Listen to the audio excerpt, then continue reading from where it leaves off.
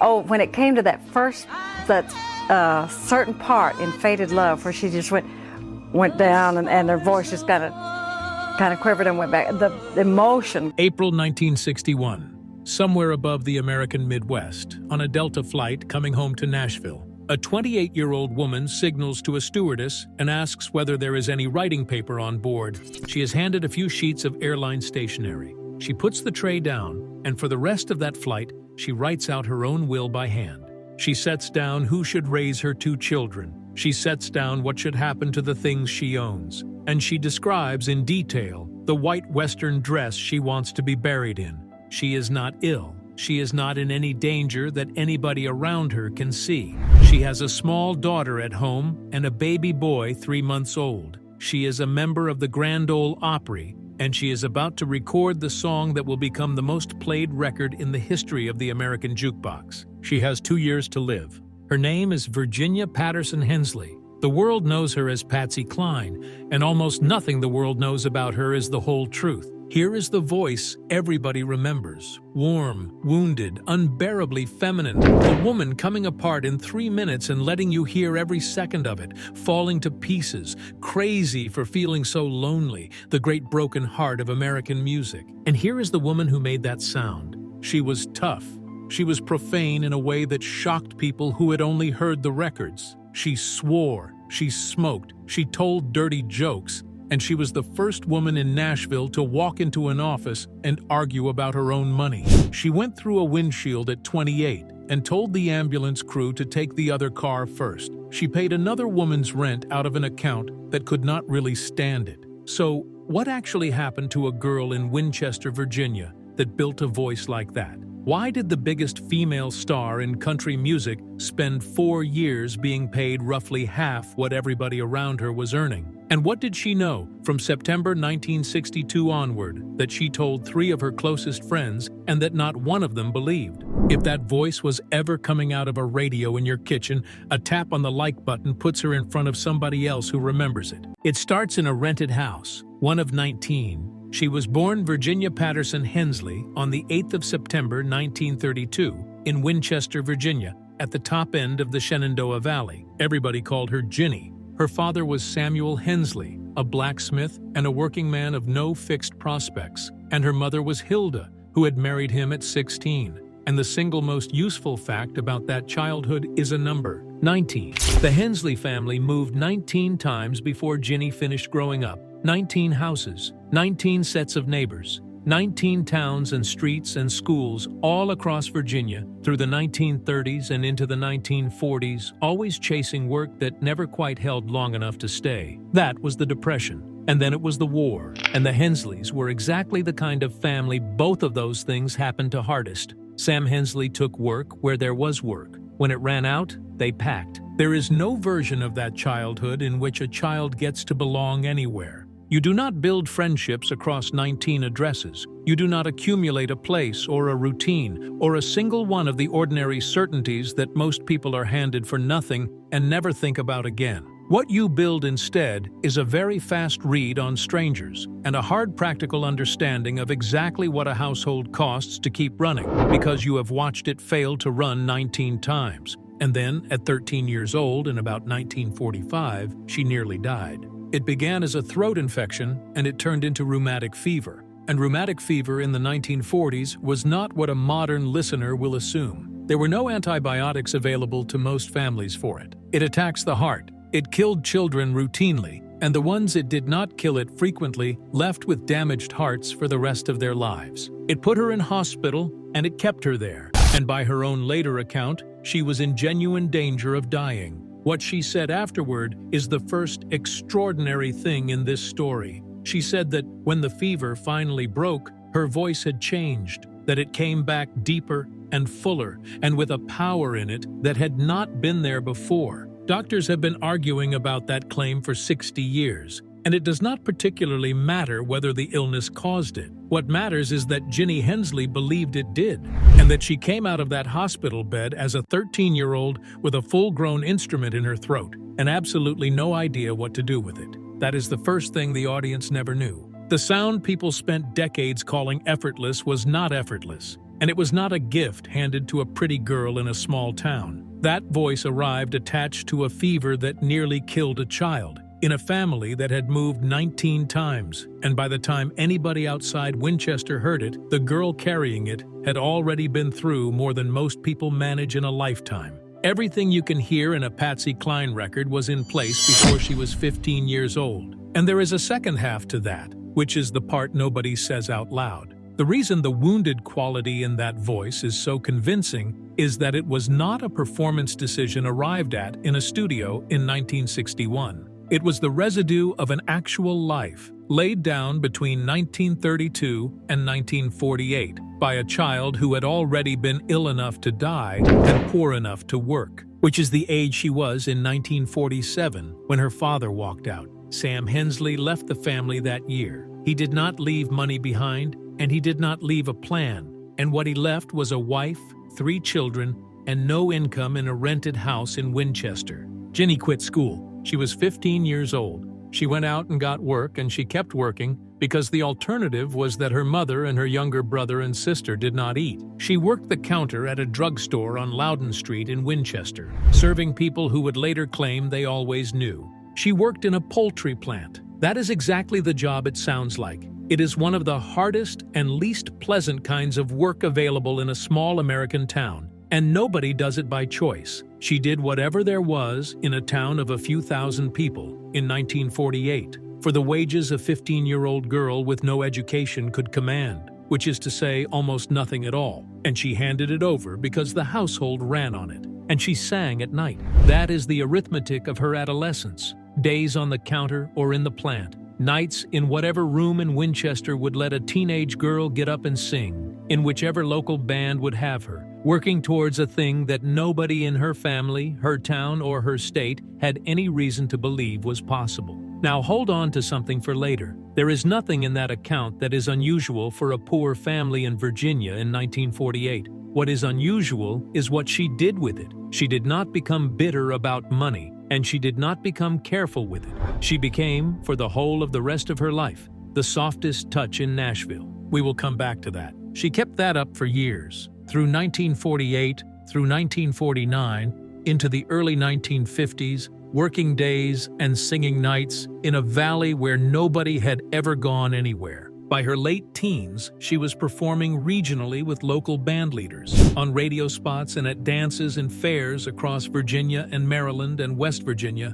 and one of them, Bill Peer, gave her the name she is buried under. Ginny did not sound like a country star, so he took her middle name, Patterson, and shortened it, and she became Patsy. The surname arrived with her first marriage. In 1953, she married a man named Gerald Cline. He came from a family with money, which by the standards of the life she had been living was a considerable step up, and there is every reason to believe she thought it was going to make things easier. It did not, because Gerald Cline had a very specific idea of what he had married. He wanted a wife at home. He wanted the singing to be a hobby that faded out somewhere around the second year. And what he had actually married was a young woman who had been working since she was 15 and who had one thing in her life that was entirely her own. The exchange between them has been repeated for 70 years, and it is the moment the private woman steps out from behind the voice for the first time. She told him plainly that her name was Patsy Cline,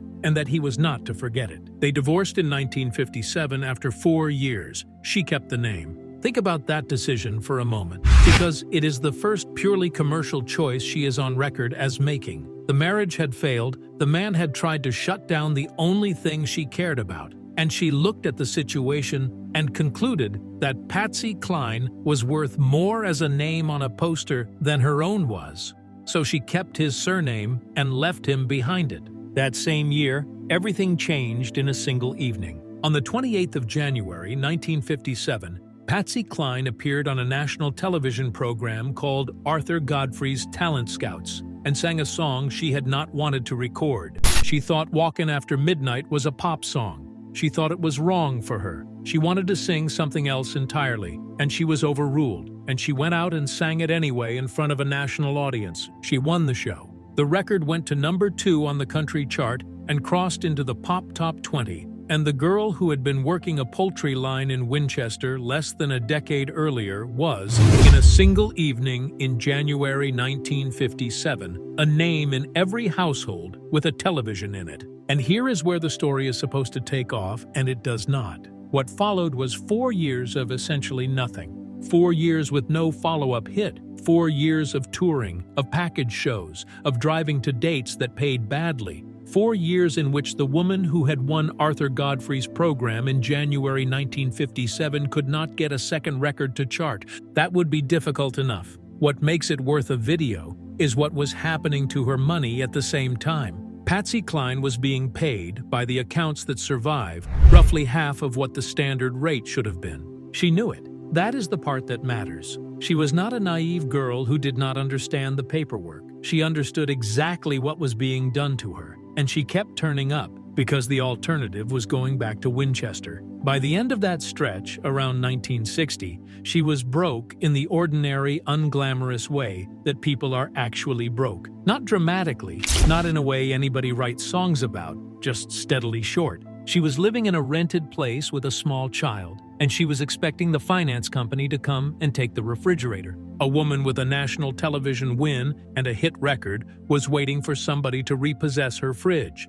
And here is the second thing the audience never knew, and it is the one that most completely contradicts the voice. Patsy Cline was not an ingenue, and she never behaved like one. She was, by a distance, the most commercially clear-eyed woman working in Nashville in that decade. Take the Grand Ole Opry, which was then and is now the most important room in country music. Membership was not something an artist applied for. It was conferred. You waited, and you hoped, and you did not ask. Patsy Cline asked. She went to the management of the Opry, and she requested membership directly, on the grounds that she had earned it, and in 1960, they gave it to her. That is not the behavior of the woman in the songs. That is somebody who had done the arithmetic on her own career and decided that waiting politely was not a strategy. She did the same with her fee.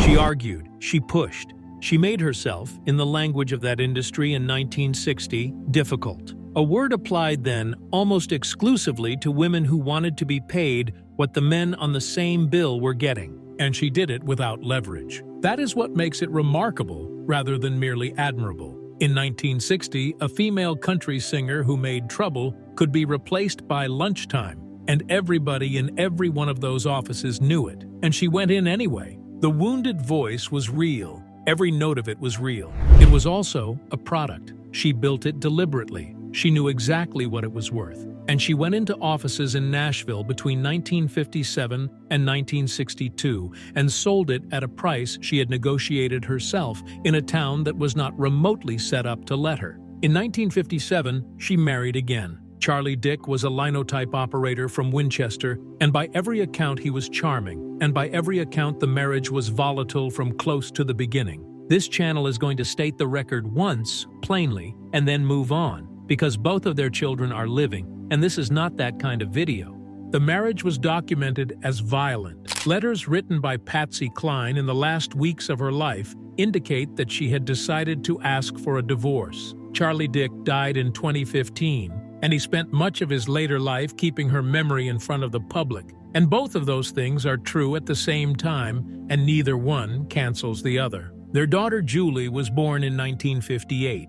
Their son Randy was born in January 1961. So by the start of 1961, she had a 2-year-old and a newborn, a marriage in trouble, 4 years of half-rate checks behind her, and a career that had produced exactly one hit 4 years earlier. There is one more thing about her childhood that belongs on the record, and it is going to be stated once and not returned to.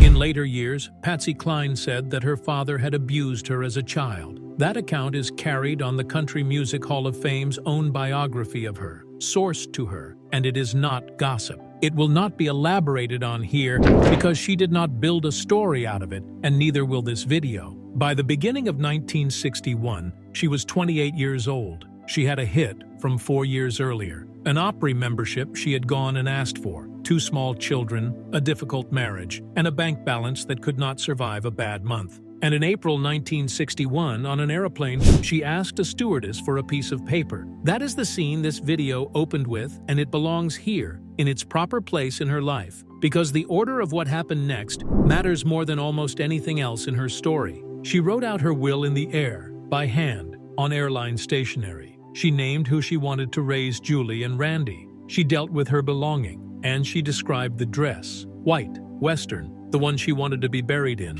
She was 28 years old. She was in good health. She was at the beginning of what would turn out to be the best 2 years of her professional life. Nothing had happened yet. There was nothing to react to. She simply asked for a piece of paper and wrote it down. 2 months later, in June 1961, Patsy Cline nearly died in a car. She was in a vehicle driven by her brother Sam on a road in Nashville when another car crossed into them head-on. Patsy went through the windshield. She came out of it with a broken wrist, a dislocated hip, and a deep cut across her forehead that missed her eyes by a margin measured in fractions of an inch. 2 of the 3 people in the other car were killed. And here is what she did. Lying in the road with a shattered wrist and her forehead opened up and blood in her eyes. She told the people who arrived to help her to take the others first. She was not expected to survive. She spent about a month in hospital, and when she came round, she told her husband something she repeated afterward, without embarrassment to anybody who asked. She said that Jesus had taken her hand and told her not now, because there were other things for her to do. Take that however you like. She was entirely serious about it. She said it plainly, and it is on the record from the people who were in the room. Now, the part that defines her. 6 weeks after going through a windshield, Patsy Cline walked onto the stage of the Grand Ole Opry on crutches and sang. 6 weeks, with a hip that had come out of its socket, a wrist still in a cast, and a forehead she was now covering. On crutches, in front of a live audience, in September 1961, singing. The Opry crowd that night gave her an ovation that people who were in the building were still describing decades later. There is a small detail from that night that has stayed with everybody who has ever read about it. She had been told she nearly lost an eye, that the glass had come within a fraction of it. For the rest of her life, she wore wigs and headbands to cover the scar across her forehead. Every photograph of Patsy Cline from the middle of 1961 onward is a photograph of a woman managing an injury. That is the third thing the audience never knew. The great fragile voice of American country music was attached to one of the most physically stubborn people in the business. She did not convalesce. She did not take the year that any doctor would have given her. She got up on crutches in front of a live audience because she had 4 years of being paid half rate behind her, and she was not going to hand back the ground she had finally taken. And then, with her ribs still healing, she went into a studio to record a song by a young songwriter almost nobody had heard of. The songwriter was Willie Nelson. The song was crazy. She could not sing it. The high notes required a breath support that broken ribs simply do not permit. And she tried, and it hurt too much, and she went home. Then she came back. And on the second attempt, Patsy Cline stood in front of a microphone with her ribs still knitting and laid down the vocal in a single take. Crazy was released in October 1961 and went to number 2 on the country chart and into the pop top 10. And that recording, made by a woman whose ribs had not finished healing, became the most played jukebox record in American history. Not one of the most played, the most, more than anything by anybody, in a country that had jukeboxes in every bar and diner it possessed. There is no version of that anecdote that is not remarkable, and the part that gets lost is the simplest one. She went home in pain, and she came back, and she did it in one go. 1962 was the year everything she had been owed finally arrived. She's Got You went to number 1 on the country chart and crossed to pop. She was on television. She was headlining. She bought a house on Nella Drive in Nashville in 1962. It was the first house she had ever owned. 19 rented addresses as a child. And then, at 29, a front door of her own with her name on the deed. And what she did with the money is the thing that says most about her. She was, by universal agreement of everybody who was there, the softest touch in Nashville. She paid Dottie West's rent, not lent, paid. She took Loretta Lynn, who had arrived in Nashville from Washington State in 1961 with 3 children and no idea how any of it worked, and she taught her the business. Not singing, Loretta could sing. Patsy taught her how the money worked, who could be trusted and who could not, what to ask for and how to ask for it, what to wear, how to stand on a stage. She bought her clothes because Loretta did not have any that would do. Loretta Lynn spent the following 6 decades telling that story to anybody who asked. She did not write the book about it until 2020, when she was 88 years old, which is its own kind of statement about how long that debt stayed live. And there is one small story that is better than any of the large ones. She gave somebody a scrapbook as a gift, and tucked inside it was a check for $75 and a note saying she knew things had been hard lately. That is a woman who had been broke in the specific way that leaves a mark, and who had decided, apparently permanently, that nobody around her was going to be broke in that way if she could reach it. She was doing all of that in 1962, with money she had only just started earning, roughly 2 years after sitting in a rented place waiting for a finance company to come and take her refrigerator away. Nobody who has been that broke gives money away that easily. She did it anyway, and she did it repeatedly. And the people she did it for spent the following 60 years telling anybody who would listen. Then around September 1962, she started telling people she was going to die. Not as a joke, not as a dark aside at the end of a long night. Repeatedly, calmly, to the people closest to her, over a period of months. She told June Carter, she told Loretta Lynn, she told Dottie West. She said that her time was running out. She said she did not expect to be around much longer. And through the autumn and winter of 1962, she began quietly and without any announcement, giving her belongings away to the people she cared about. To Ray Walker of the Jordanaires, who sang behind her in the studio, she put it in the flattest terms of all. She said she had already had 2 bad ones, and that the third would either be a charm or it would kill her. That is the 4th thing the audience never knew, and it is the one that reorders everything before it. Because now go back to April 1961. That will was not written after the car crash. It was written 2 months before it, before the windshield, before the hospital, before the crutches. A healthy 28-year-old woman on a routine flight home asked for a piece of paper and calmly wrote down who should raise her children and what she wanted to be buried in. She was not reacting to anything. She was ahead of it. And nobody believed her. Not June Carter, not Loretta Lynn, not Dottie West, not the men she recorded with. Why would they? She was 30 years old, she had the biggest voice in the format, and she had just survived a crash that killed 2 other people. Everybody in her life heard those conversations as the understandable nerves of a woman who had been through something. In the end, the one person who did not act on it was her. That is not a criticism, and it is not a twist. She had been telling people for 6 months that she thought she was near the end. And then on the 5th of March, 1963, she got on a small plane in bad weather because she had a show and a manager and 2 children at home and a mortgage on Nella Drive. Knowing a thing and being able to act on it are not the same, and they never have been. On the 3rd of March, 1963, Patsy Cline played a benefit concert in Kansas City. The benefit was for the widow of a radio disc jockey named Cactus Jack Call, who had been killed in a car accident, and she had flown in to do it for nothing. She was not well. She had flu, badly enough that people around her noticed.